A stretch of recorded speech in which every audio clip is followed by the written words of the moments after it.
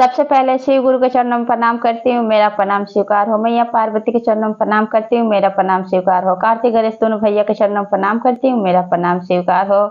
हरिंदर भैया नीलम दी के चरणों में प्रणाम करती हूँ, मेरा प्रणाम स्वीकार हो। आप सभी गुरु भाई बहन के चरणों में प्रणाम करती हूँ और महादेव से दया मांगती हूँ। हे महादेव, जितने मेरे गुरु भाई बहन है सबका रुका हुआ काम बनाइए, सब पे दया कीजिए, पल पल दया कीजिए।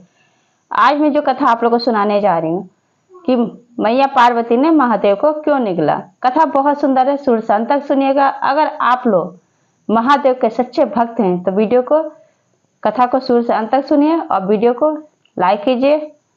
और अगर आप लोग मेरे चैनल पर नए हैं तो चैनल को सब्सक्राइब कीजिए, घंटी के निशान को जरूर प्रेस कीजिए ताकि कोई भी कथा डाले आप लोग पास आसानी से पहुंच जाए और आप लोग रोज महादेव का नया नया चर्चा सुन सके, महादेव से जुड़ सके। दोस्तों में, रिश्तेदारों में शेयर कीजिए। कमेंट बॉक्स में हर हर महादेव जरूर लिखिए। भगवान का नाम बोलने से, लिखने सुनने से सारी कष्ट, सारी परेशानियां दूर होती है। और गुरु भाई बहन, आप लोग के साथ से, आप लोग के सपोर्ट से महादेव का चर्चा ज्यादा से ज्यादा भक्त तक पहुंचे तो वीडियो को ज्यादा ज्यादा लाइक कीजिए, ज्यादा ज्यादा शेयर कीजिए। चलिए ज्यादा बात नहीं करते हुए कथा शुरू करती हूँ और आप लोगों को क्रिसमस डे की हार्दिक शुभकामनाएं। तो चलिए ज्यादा बात नहीं करते हुए कथा शुरू करती हूँ। एक समय की बात है, महादेव बैकुंठ नारायण से मिलने जाते हैं।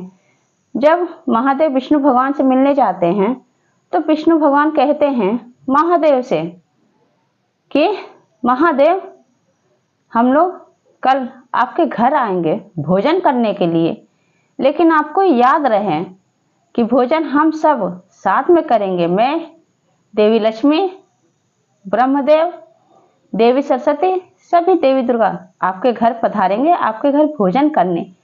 लेकिन आप भी हमारे साथ भोजन करना, लेकिन आप भोजन देवी पार्वती के लिए मत छोड़ना। महादेव कहते हैं, हे नारायण, ये कैसे हो सकता है? जब तक मेरा जूठा मेरी पत्नी देवी पार्वती नहीं खाती हैं तब तक वो, उनका पेट नहीं भरता है। खाना भी खाते तो मेरा छोरा ही खाना खाते तभी जाकर उनका पेट भरता है। कहते हैं नारायण, आज महादेव आप हमसे कोई प्रश्न मत कीजिए।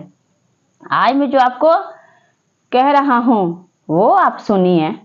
अब क्या होता है गुरु भाई बहन कि इधर महादेव चले आते हैं मैया पार्वती के पास कैलाश पर्वत पर और आके देवी पार्वती से कहती है कि है देवी पार्वती, कल अच्छा भोजन बनाना, क्योंकि विष्णु और लक्ष्मी और ब्रह्मदेव और सरस्वती सभी देवी दुर्गा हमारे घर पधारेंगे, भोजन करने के लिए आ रहे हैं।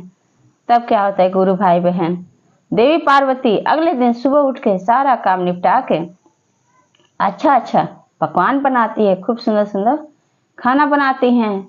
सारे देवी दुर्गा आते हैं वहाँ खाना खाने के लिए।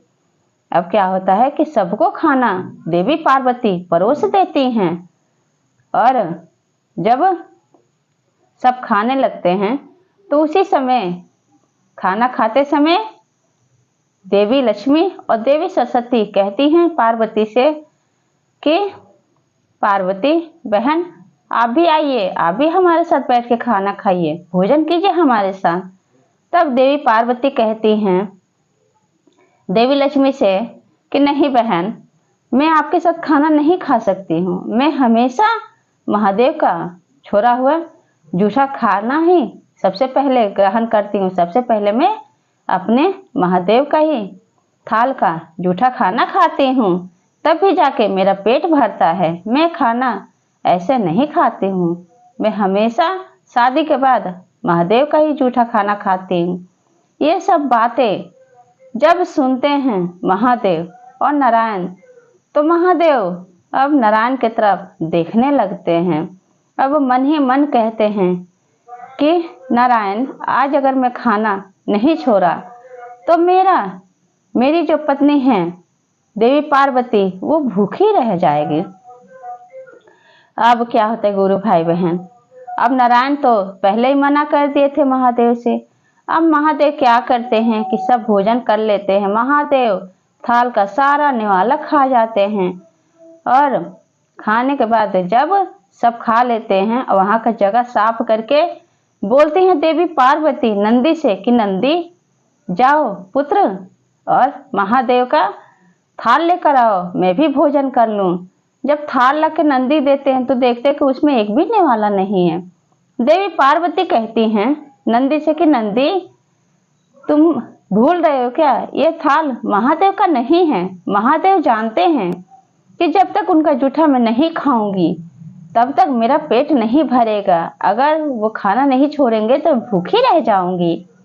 अब क्या होता है गुरु भाई बहन, नारायण के कहने अनुसार महादेव खाना सब खा जाते हैं। अब चारों तरफ सब थाल देखती हैं। नंदी से पूछती हैं कि कहीं तुम भूल तो नहीं गए हो, ये थाल महादेव का नहीं है, महादेव कभी ऐसा नहीं कर सकते। नंदी कहते हैं कि नहीं माता, हमसे कोई भूल नहीं हो सकता, ये प्रभु का ही है, ये महादेव का ही थाल है। आज महादेव को बहुत ही भूख लगी है और सारा भोजन खा गए हैं। अब देवी पार्वती सोचती हैं कि आज ऐसा क्या हो गया है कि महादेव भूल गए, अपनी पत्नी के बारे में ना सोचे कि आखिर पार्वती क्या खाएगी। अब क्या होता है गुरु भाई बहन कि अब महादेव सबको खाना खिला के वहां से विदा कर देते हैं और देवी पार्वती से कहते हैं कि देवी पार्वती अब मैं जा रहा हूँ ध्यान लगाने। और महादेव ध्यान में लीन हो जाते हैं। उसी समय क्या होता है कि देवी पार्वती कैलाश पर्वत पे आके जहाँ पे ध्यान लगाए रहते हैं महादेव, और उनसे कहती हैं देवी पार्वती कि स्वामी आप इतना बड़ा भूल कैसे कर सकते हैं कि आप भोजन सब कर लिए, उसमें एक भी निवाला नहीं छोड़े। आप एक भी तो निवाला छोड़ देते जिससे मेरा भूख शांत हो जाता। आप इतना बड़ा गलती कैसे कर सकते हैं? आपको नहीं पता कि आपकी पत्नी खाना खाते तो सबसे पहले आपका जूठन खाती है तभी पेट भरता है। मैं तो दुनिया की समस्त की आदि शक्ति हूँ, लेकिन मेरा पेट आपके जूठन खाने से ही होता है, क्योंकि मैं आपकी अर्धांगिनी हूँ, आपकी पत्नी हूँ। हर जन्म में आपको पति के रूप में पाया है। आप ऐसा कैसे कर सकते हैं? आज मैं भूख के मारे व्याकुल हो रही हूँ और क्रोध के मारे उनके पूरे शरीर से धुआं निकलने लगता है, भूख बढ़ने लगता है देवी पार्वती का। और महादेव ध्यान लगाए रहते हैं। अब भूख के मारे क्या करती हैं देवी पार्वती कि महादेव को ही निगल जाती हैं। जब महादेव को खा जाती हैं, अब देवी पार्वती का सारा श्रृंगार उतर जाता है, मांग का सिंदूर और उसके हाथों की मेहंदी, चूड़ी, सारा श्रृंगार एक विधवा का रूप धारण कर लेती हैं, मधु रूप में हो जाती हैं। अब क्या होता है गुरु भाई बहन, उसी समय सभी देवी दुर्गा वहां उपस्थित हो जाते हैं। देखते हैं कि ये तो महादेव को निगलते ही वो एक विधवा का रूप धारण कर ली। सारा श्रृंगार तो एक पति होता है गुरु भाई बहन, पति का दिया सब कुछ होता है। पति का दिया मांग का सिंदूर, ललाट की बिंदी, हाथ का मेहंदी, हाथों में चूड़ी, सारी चीज, पैर में महावर, सारी चीज तो पति का श्रृंगार होता है। अब महादेव को निगलते ही पार्वती एक विधवा के रूप में हो गई और उनका रूप क्या होता है कि अब क्रोध में तो समझ में नहीं आता, भूख के कारण अपने पति को ही खा गई। बाद में जब देखती हैं बगल में कि वहां पे महादेव तो है नहीं, क्रोध में आके भूख के मारे सब वो अपने पति को ही खा गई, निगल गई। अब क्या होता है गुरु भाई बहन, फिर थोड़ी देर बाद ही देवी पार्वती के मुंह से महादेव प्रकट हो जाते हैं और देख के इस रूप को कहते हैं, महादेव से क्षमा मांगते हैं देवी पार्वती कि स्वामी मुझसे ये इतना बड़ा गलती कैसे हो सकता है कि मैं भूख के मारे अपने पति को ही निगल गई, ये देखिए मेरा श्रृंगार सब गायब हो गया है। तब महादेव कहते हैं कि देवी पार्वती इस रूप को आपका नाम पड़ेगा मधु रूप, क्योंकि आपका पूरा श्रृंगार तो जब आप अपने पति को ही निगल गई है भूख के कारण तो आप विधवा हो गई। तो इस रूप में ही आपको संसार में भ्रमण करना होगा और इस नाम से भी जितने भी संसार के भक्त होंगे आपके पूजन करेंगे, आपके भक्त इस नाम से भी आपको जानेंगे। सभी देवी दुर्गा इस नाम का चर्चा करने लगे।